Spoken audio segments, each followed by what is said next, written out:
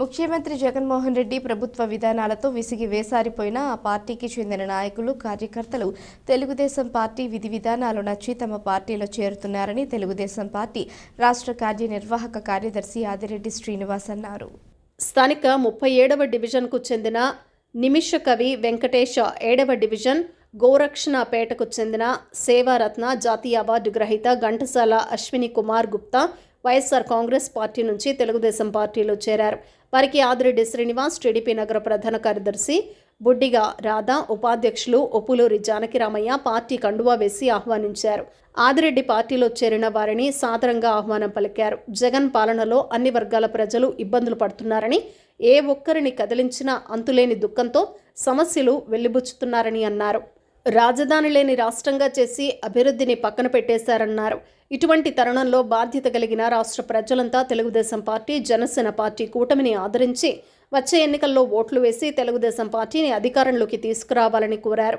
తెలుగు యువత నగర అధ్యక్షులు ఉర్లంకల లోకేష్, ఎస్ఎస్ఎల్ నగర అధ్యక్షులు చాపల చినరాజు తదితరులు పాల్గొన్నారు. నూతన సంవత్సరంలో కొత్త ఆలోచనతోటి రాష్ట్రం కోసం, రాష్ట్ర శ్రేయస్సు కోసం ఈ రోజున 37వ వార్డు అనే కాకుండా 37వ వార్డుకి సంబంధించిన వ్యక్తి అనేది కాకుండా పట్టణంలో వారి యొక్క బ్రాహ్మణ సామాజిక వర్గానికి ఎనలేని సేవలు అందిస్తున్న వెంకటేష్ గారు, నిమిష్క కవి గారు అంటారు. ఆయన ఈ రోజున తెలుగుదేశం పార్టీలో చేరడం అన్నది శుభ పరిణామం. రాజధాని లేని రాష్ట్రం. ఈరోజు మనం న్యూ ఇయర్ వేడుకలు చేసుకుంటా ఉన్నప్పుడు అనేక వర్గాల వారు వచ్చినప్పుడు వాళ్ళందరూ కూడా చెప్పింది ఏంటంటే వారి సమస్యలు అనేకం. ఒక పక్కన రాజధాని లేదు, ఒక పక్కన అభివృద్ధి లేదు, ఓ పక్కన సంక్షేమం లేదు. ఇచ్చే ₹1 కూడా మన దగ్గరే వడ్డీ రూపంలో ₹100 వేసి భారాలు మోపి పన్నుల రూపంలో మన దగ్గర తీసుకెళ్ళిపోయి మనకే ఇస్తూ ఉన్నారు.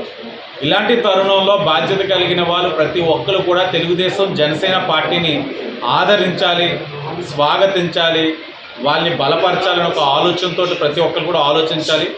వారికి ప్రోత్సాహం ఇస్తేనే కదా సాధికారత అనేది సాధించగలుగుతారు. ఏ విధమైన ప్రోత్సాహం కానీ, నిధులు కానీ, ఒక లోన్లు కానీ లేకుండా అన్యాయం చేస్తూ ఉన్నారు. ప్రజలు గమనించి మా అందరినీ కూడా స్వాగతిస్తూ, బలపరుస్తూ, మాతో పాటు తోడుగా నడవాలని చెప్పి మరొక్కసారి ప్రజలందరికీ కూడా కోరుకుంటా ఉన్నాం.